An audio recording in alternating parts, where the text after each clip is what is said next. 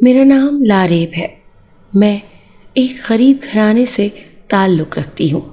ہمارا گاؤں صرف چند ایک گھروں پر مشتمل ہے۔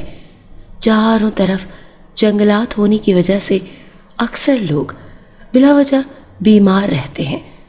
مجھے اس بات کی سمجھ نہیں تھی، مگر امی نے بتایا کہ ہمارے گھر کے پیچھے جو بڑا سا برگد کا درخت ہے اس پر جنات کا سایہ ہے، اور یہ صرف اسی انسان کو نقصان پہنچاتے ہیں جو کسی کا برا چاہے۔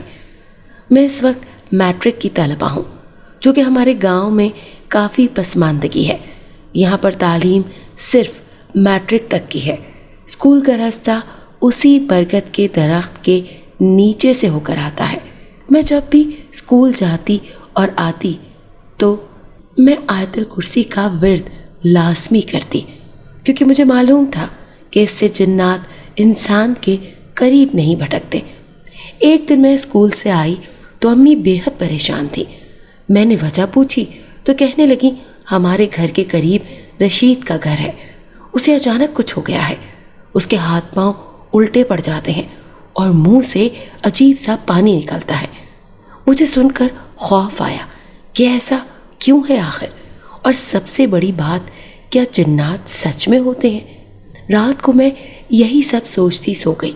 صبح راستے میں میری دوستوں نے پھر سے اس بات کو چھیڑا۔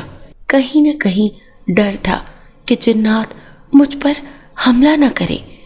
میں نے ان سب کو خاموش کروا دیا، مگر واپسی پر اسی درخت کے نیچے میری چپل ٹوٹ گئی۔ مجھے خوف آنے لگا۔ میں آیت الکرسی پڑھتی وہاں سے نکلی۔ اچانک مجھے ایسا لگا جیسے کوئی میرے کان کے قریب جھکا ہو۔ میں تھر تھر کانپنے لگی۔ اس کے بعد مجھے اپنے پیچھے سایہ محسوس ہونے لگا، مگر میں نے مڑ کر نہیں دیکھا۔ گھر تک آیت الکرسی کا ورد کرتی رہی۔ خوف اس قدر تھا کہ مجھے رات کو ڈر سے بخار ہو گیا۔ امی نے کسی پیر بابا سے تعویذ لے کر گلے میں ڈال دیا کہ لڑکی پر سایہ ہو گیا ہے۔ امی کو یقین ہو گیا کہ سچ میں مجھ پر جنات کا سایہ ہو گیا ہے۔ امی پھر سے روتے ہوئے اس پیر بابا کے پاس گئیں اور کہا، آپ نے ٹھیک کہا تھا، میری بیٹی پر واقعی میں سایہ ہو گیا ہے۔ وہ پیر ہنسنے لگا اور نیا تعویذ دے دیا۔ امی نے وہ تعویذ بھی بدل دیا۔ بخار کا اثر ٹوٹتے ہی مجھے 2 دن میں آرام آ گیا۔ امی کا پیر بابا پر یقین پختہ ہو گیا۔ وہ شکر گزار ہوتے ایک کثیر رقم جو کہ میری شادی کے لیے جوڑی تھی، اسی لیے اس پیر بابا کے پاس گئی۔ کچھ دن گھر میں رہنے کے بعد پتہ چلا کہ ایک لڑکی اس درخت کے نیچے سے بے ہوش ملی ہے۔ لوگوں نے درخت کے پاس سے گزرنا ہی بند کر دیا، مگر جو چیز مجھے الجھا رہی تھی وہ یہ تھی کہ اگر جنات ہیں تو صرف چند لوگوں پر ہی کیوں حملہ کرتے ہیں؟ سب کو کیوں کچھ نہیں کہتے؟ ہم سب اسی گاؤں میں تو رہتے ہیں۔ میری سوچ گہری ہوتی گئی۔ رات کو عشاء ادا کرنے کے بعد میں واپس اپنی چارپائی پر آیت الکرسی پڑھنے لگی۔ جانے کب نیند آئی کچھ خبر نہیں۔ اس کے بعد اگلی صبح میں اسکول کے لیے تیار ہوئی۔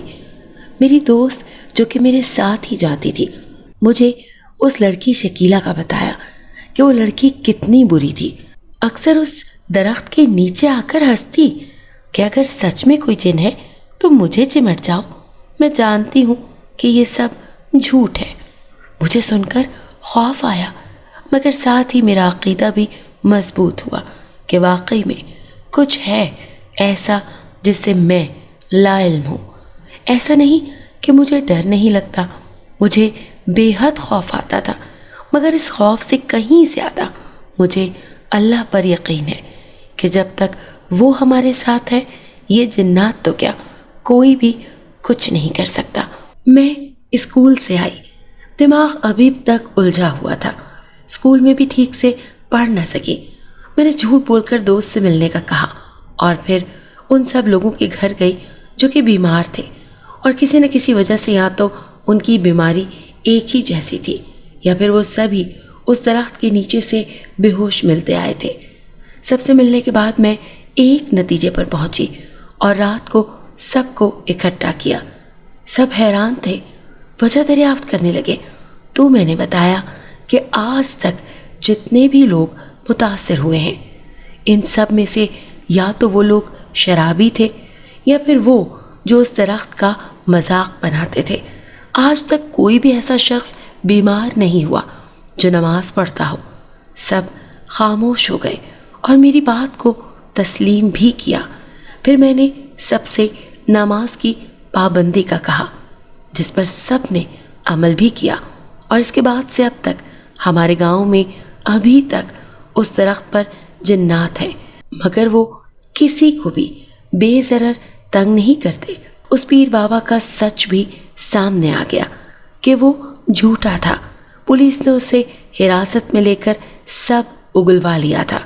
اب میری امی بنا کسی وجہ سے ایسے پیر فقیروں کے در پر نہیں جاتی، بلکہ اللہ سے مانگتی ہیں۔